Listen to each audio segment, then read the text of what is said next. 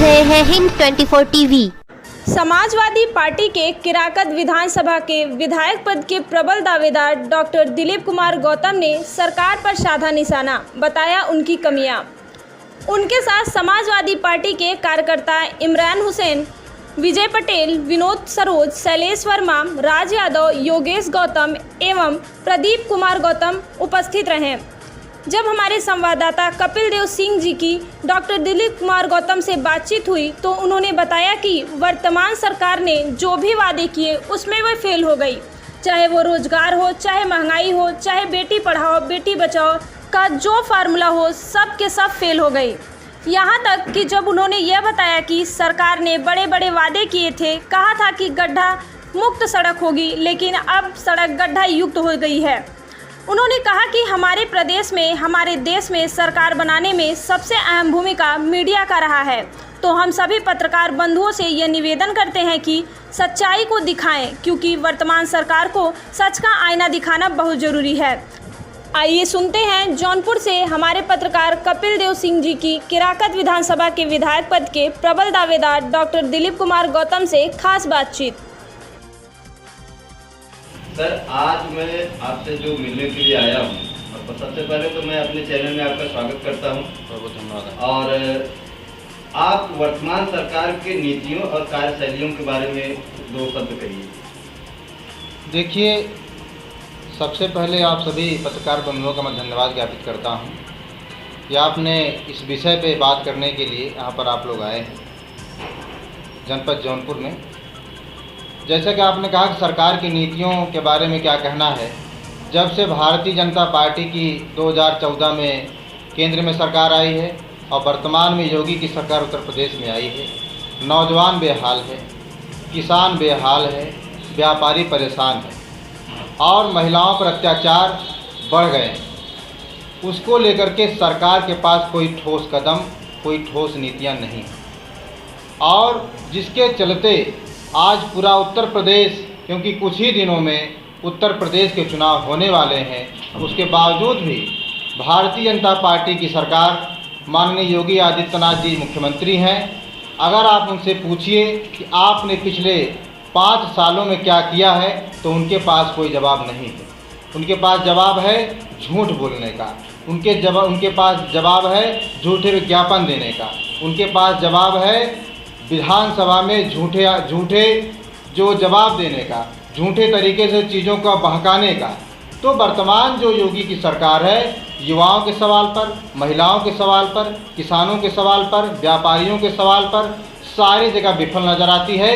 और जो महत्वपूर्ण बात किसी भी शासन को चलाने की होती है सामाजिक सुरक्षा और कानून व्यवस्था, उसमें पूरी तरीके से योगी जी की सरकार विफल हो गई है। आगामी 2022 के चुनाव में आपकी समाजवादी पार्टी किन किन विकास के मुद्दों को लेकर के मैदान में उतरेगी? देखिए, आगामी होने वाले 2022 के चुनाव में जो हमारे पार्टी के मुखिया माननीय श्री अखिलेश यादव जी के नेतृत्व में लड़ा जाएगा और हमारा मुद्दा विकास का मुद्दा है, हमारा मुद्दा महिला सुरक्षा का मुद्दा है, हमारा मुद्दा बेरोजगारों को रोजगार देने का है, हमारा मुद्दा किसानों को उनका हक दिलाने का है, हमारा मुद्दा इस प्रदेश को एक प्रगति के मार्ग में ले जाने का है, हमारा मुद्दा यहाँ पर जो समाज विकास की मुख्य धारा से छूट गए हैं उनको आगे ले जाने का मुद्दा है। हमारा मुद्दा आने वाले चुनाव में जो भी इस प्रदेश में विसंगतियां व्याप्त हैं, चाहे भ्रष्टाचार का मामला हो, चाहे गुंडागर्दी का मामला हो, चाहे सुरक्षा का मामला हो, या जो भी समाज विरोधी या जनता विरोधी, जन विरोधी नीतियां हैं, उसको ठीक करके जनता के लाभ के लिए, जनता के फायदे के लिए नीतियां बना करके 2022 में इस प्रदेश को उत्तम प्रदेश बनाने का सपना है। सर, ये नाम का क्या माजरा है? इस समय बड़ा हल्ला चल रहा है नाम को लेकर आप कुछ कहना चाहेंगे? नाम को लेकर के देखिए, इस सरकार ने, इसके पहले भी कुछ सरकारों ने नाम बदलने का जो परंपरा शुरू हुई, लेकिन इस सरकार ने जो नाम बदला उसमें इनका कोई विशेष मतलब नहीं, केवल धार्मिक भावना को जो भड़काने के लिए है। पूर्वांचल के कार्यक्रम में पूर्व सीएम अखिलेश यादव जी ने ये ऐलान किया था कि इस बार वो सभी सीटों पर विजय हासिल कर रहे हैं। किस बिना पे ये ऐलान आप कह सकते हैं? देखिए, समाजवादी पार्टी हमेशा काम के आधार पर बात करती है। समाजवादी पार्टी ने यहाँ पर, अगर आप पत्रकार बंधु आप जानते होंगे, चाहे समाजवादी पेंशन हो, बेरोजगारी भत्ता हो, कन्या विद्याधन हो, शिक्षा मित्रों को फ़ायदा पहुँचाना हो, नौकरियाँ देना हो, हर सेक्टर में समाजवादी पार्टी ने नौकरी दिया। और लोगों ने समाजवादी सरकार को आज भी याद करते हैं कि समाजवादी पार्टी की सरकार जब थी तो हमारा प्रदेश खुशहाल था। उसी के आधार पर, जनता के आधार पर, जनता की जो आकांक्षाएँ हैं, जनता की जो अपेक्षाएं हैं, उसको हम लोग, क्योंकि समाजवादी पार्टी ग्राउंड स्तर पर काम कर रही है, वहाँ के लोगों से आवाज़ आ रही है जनता की, आने वाले समय में समाजवादी पार्टी की सरकार बनेगी उत्तर प्रदेश में। जैसे कि आप एक यूथ है और आज का यूथ समाजवादी को किस रूप में देख रहा है? क्योंकि समाजवादी पार्टी के संरक्षक माननीय मुलायम सिंह यादव हमेशा कहते थे यह देश नौजवानों का है, और समाजवादी पार्टी भी हमारी कहती है, माननीय श्री अखिलेश यादव जी कहते हैं यह जो पार्टी है ये नौजवानों की है, और जो बुजुर्ग हमारे समाज में है उनका आशीर्वाद प्राप्त है। उनके अनुभव को लेकर के नौजवान अपनी ऊर्जा शक्ति को लेकर के, नौजवान अपनी इच्छा शक्ति को लेकर के इस प्रदेश को खुशहाल बनाने के लिए अपने कमर कस चुका है। आने वाले समय में जो युवा है, हमारे बुजुर्गों का आशीर्वाद लेकर के, उनका जो अनुभव है उसको लेकर के प्रदेश को उत्तम प्रदेश बनाने के लिए हम लोग कटिबद्ध हैं। वर्तमान सरकार सर एक मुद्दा लेकर चुनाव मैदान में उतरी थी कि बेटी बचाओ बेटी पढ़ाओ, तो कितने प्रतिशत सफल हुई? देखिए, भारतीय जनता पार्टी के लोग जो कहते वो करते नहीं, और जो कहते वो करते नहीं।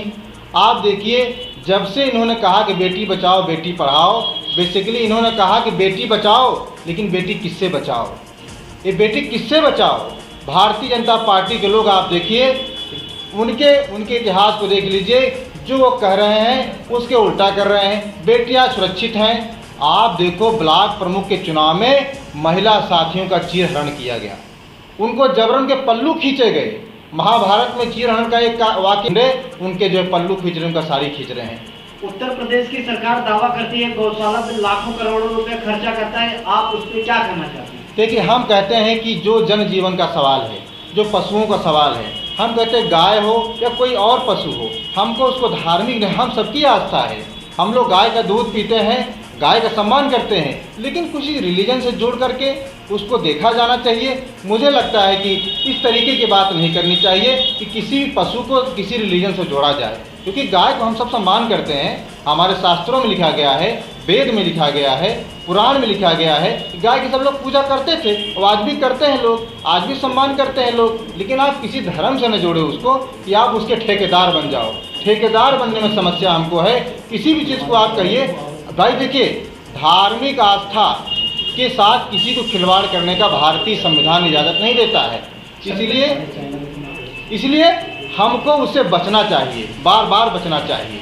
सर, चलते चलते हमारे चैनल के माध्यम से जनता को क्या संदेश देना चाहिए?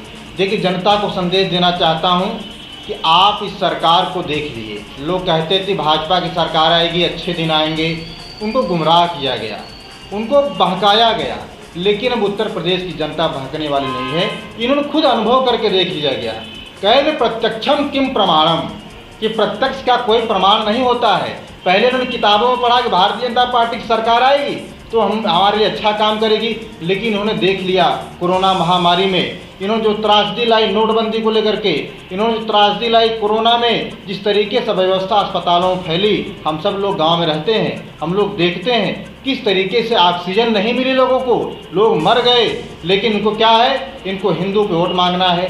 भैया, हिंदू भी मरे, मुसलमान भी मरे, सब लोग मरे।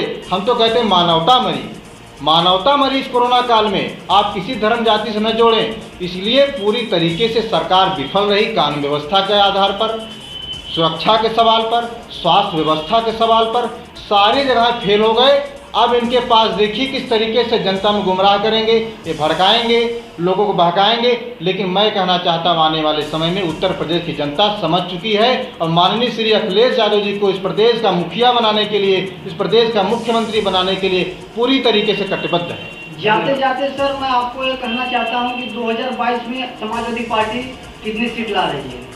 देखिए, समाजवादी पार्टी के राष्ट्रीय अध्यक्ष माननीय अखिलेश यादव जी ने ऑलरेडी इस चीज़ को कह दिया है। मुझे लगता है कि हम बार बार किसी चीज़ को नहीं कहना चाहते, लेकिन हम इतना आपको याद दिलाना चाहते हैं, माननीय श्री अखिलेश यादव जी के नेतृत्व में उत्तर प्रदेश की सरकार बनेगी।